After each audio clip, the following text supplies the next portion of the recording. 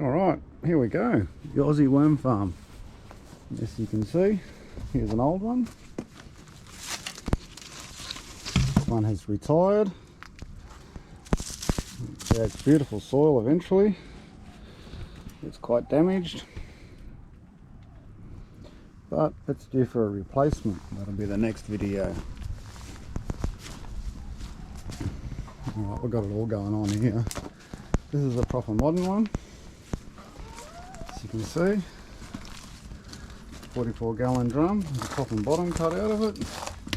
Put scrap in there, veggie scraps, and then I'll put some chook poo and grass and stuff. That'll be another video, I'll show you that. This is just a quick video, and this is what you start off with. Okay. Alright, where we source our chook poo from, chooks 1 and 2. Chook pen needs a rebuild, you get that. And our humble yard. Alright, carb body veggie planter, geriatric cat. Let's do a geriatric cat video. Hello geriatric pussycat. Hello little girl. And say hello to the people. Meow. And pussycat. Alright, quick test shot. There's black cat. Hello black cat, you're going to be cute. Oh, you're always cute, aren't you, hey? Oh, look at you, hey? Alright, I'm signing out. Alright, Robbo here. I'm going to do a composting worm farm video this afternoon on a dreaded Sunday afternoon in Coffs Harbour. Alright, here's the main ingredients we need. Here is everything. Alright, so we need chook poo, soil from an old compost bin, potash, a little bit of food scraps, water, and of course mulch, grass clippings or something inert to bring the pH down. And of course we need our drum. As you know, it's a 44-gallon drum with both ends cut off, which creates an Aussie Worm farm nice composting system. So remember the 3 ingredients again: potash or ash out of any fireplace will do. You could also use lime, soil, preferably from another compost, but something rich. Chook poo, cow poo, sheep poo, anything will do it. Not too much because it puts the pH up. Compost, water, and mulch. Alright, now I'll show you how to combine these ingredients. Alright, now I'm going to mix the compost up. So first of all, I'll put the scraps in. Not many today because I've already emptied it. Now the rest of it doesn't really matter what order you put it in, as long as it all goes in. But I'll probably put the soil in next. Get a little bit of soil.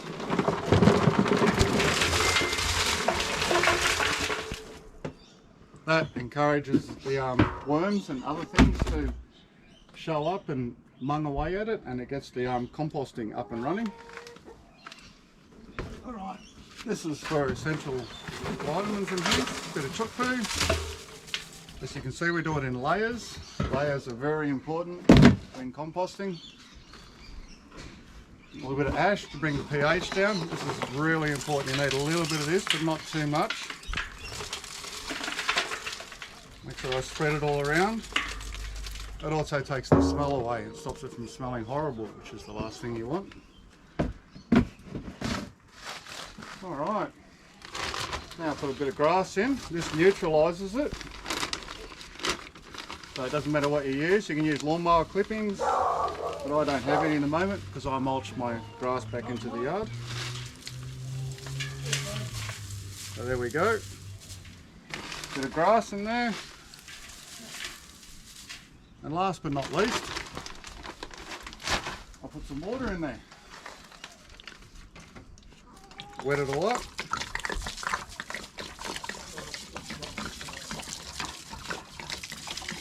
And it creates a nice layered event, ready to make a home for worms and all the other little bugs that we like to live in the garden. Okay, thank you very much. G'day, Robbo here. Today I'm going to do part 3 of the Aussie Worm Farm series. I'm doing how to actually make the worm farm, how to actually make the drum up and get it ready to go before you put any composting materials in it. Alright, here we go. Alright, as you can see, I've got a 44-gallon drum here. It's an old coolant drum I picked up at a local mechanics workshop. I just put the call out on Facebook, and I've got quite a few friends who are mechanics, I must admit, and a few people got back in touch with me, and it was pretty easy to find a 44-gallon drum. But you don't have to have friends in the industry, just put the call out and people will help out, especially if you're making a compost bin. People are quite helpful with this sort of stuff. As you can see, here's the old one. As per the other video, it's got compost happening in there already. It needs a little bit of mulch or soil or something in there. I haven't done it for a little while. I've been a bit slack, but I will get it done probably this afternoon. I'm feeling guilty now. Alright, and here we go. Here's the tools you need. Well, I'm going to do it low tech with a hammer and chisel. I'll show anybody can do it, but I've got an air chisel here, which is probably the best way to do it. If you're capable with an air chisel, then you probably don't really need this video. You already know how to cut the bottom and top out of the drum. Probably just fast forward to the end, but for everybody else, you could have a look at the rest of it. A bit of black spray paint. I won't be using it today, obviously, because I've already got a black drum. That was a bit of luck. We tied out the rust patches, but other than that, I'm not really that phased. Alright, so I've got to cut the tops and the bottoms out. Alright, here, let's go.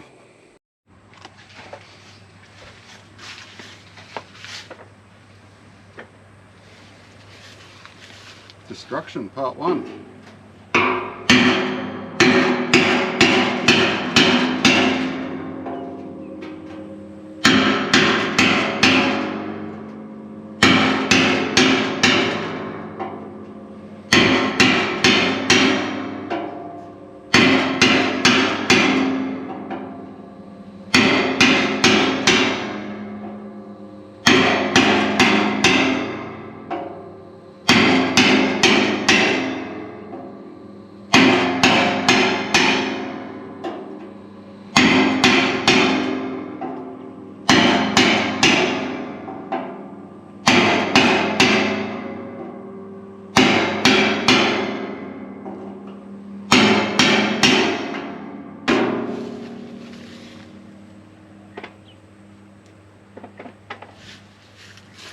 As you can see, it chops into the drum quite well. You can come over and have a quick squiz at this.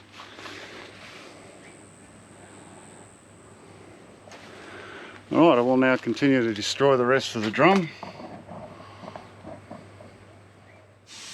Yeah, I decided to cheat and do it the easy way.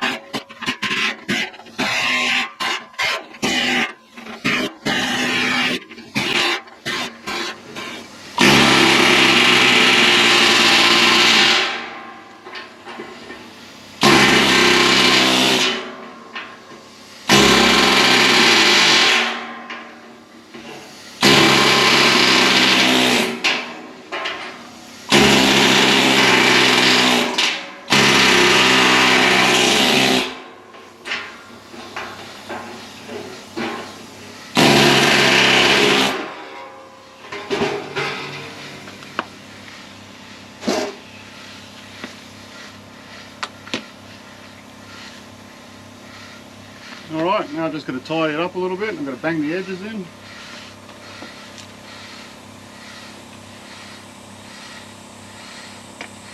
Make it safe to use.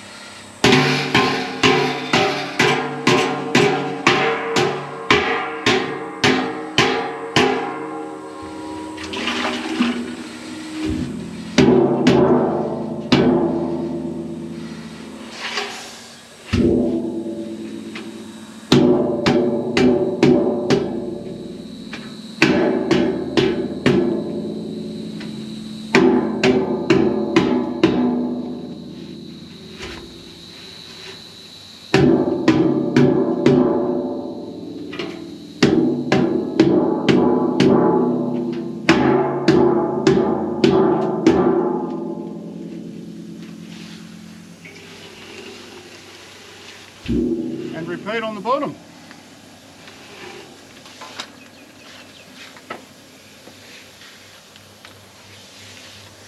This tool is a lot faster.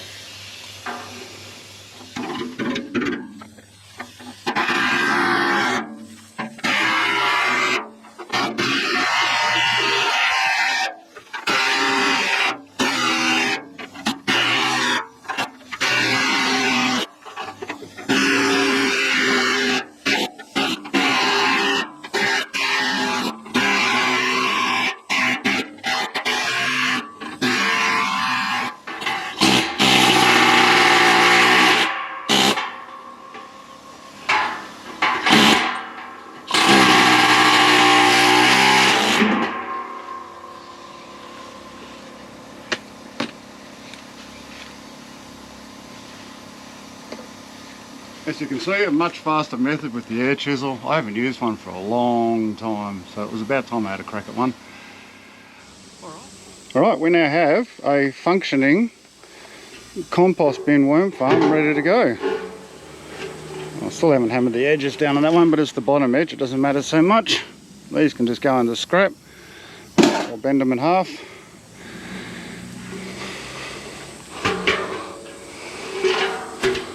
There it is, ready to go. A 44-gallon drum with both ends chopped out of it. And yeah, that's all you need. Just tidy the rust spots up a little bit. I'm just doing this for the sake of the exercise a bit. But it needs to be black.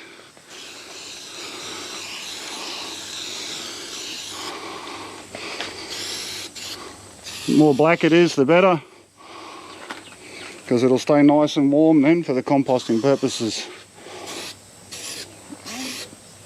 And there we have a compost bin. Alright, the bin's all cut up. As you can see, I started with the hammer and chisel because I've done it that way quite a few times. Full low tech, it takes a bit of time, I must admit. You do sort of a third at a time, you get exhausted and you stop and you come back to it. And it takes about 6-7 bites to get through both ends of the bin. Arms get a little bit fatigued, and that's why I went out and bought the air chisel. Now that was just simply $35 at Gas World, probably the best $35 I spent with how quickly they got it done. And of course I've got a compressor on site because I've got cars and all that sort of stuff, but not everybody's got a compressor. So I've started it with the hammer and chisel just so you can see how you can do it super low tech with the limited tools. Alright, well that's the Aussie compost bin, how to make one. The joys of trying to film at home when you have a black cat, eh? Black cat. Hmm? Whoa. You're going to knock everything over, black cat, eh? You're going to knock everything over, aren't you? Hey, you're nothing but dreaded, aren't you? Eh? Dreaded black cat. Eh? Oh, he's purry. He's purry. Alright, there you go, black cat. Alright, now I've had a bit of fun with my cat. I'll get into the worm video. Hey, Robbo here. Today I'm going to talk about worms and a bit more about composting. This is the fourth part in my little series of videos, which I will splice all together eventually and make one video out of. Alright, well, I'm just going to quickly give you a bit of a rundown on what worms do. Alright, worms engage in extensive channeling and burrowing. This loosens and aerates the soil that improves drainage and water retention. Worms will leave the castings as they burrow. These castings are water soluble and will improve the structure and fertility of every type of soil. This includes depleted, reclaimed and damaged land that has little or no topsoil. So i.e. the bushfire zones in some places. This would work in reclaiming the land and bringing it back to life, because as you know, the fire burns everything out of the ground. Worms are generally vegetarians, so try and avoid putting meat in the compost bin. It makes it smell a little bit anyway, so it's a good thing to avoid. Poo's okay, they don't seem to mind that, just from experience.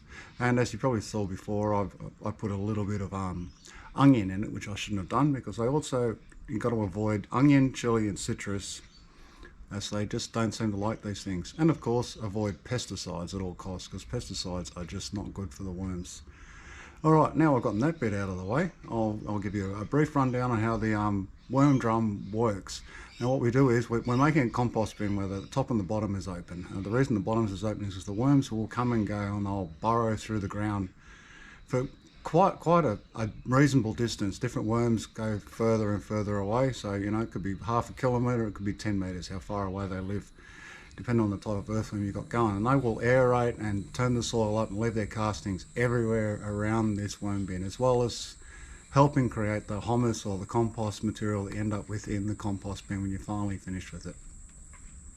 So that is basically what you are doing with this compost bin, and the reason for painting it black is so it stays warm, because that helps the composting process, and that's why you want water in it and lime to bring the pH down. So I have given you a brief rundown on how these worms work. So I hope you go forth and make your worm compost bins, and hopefully every garden in Australia and farm will have one. I have made quite a few over the years. I've made some really big ones. I made a real big one. My mum and dad used to have an acreage, and I made a massive one with iron, and I went to the fruit and veg shop and got heaps of veggies and that, and it works really well. It greened everything up around it. They do work really well through trial and error. So go make a worm compost bin. Have fun. All right, bye.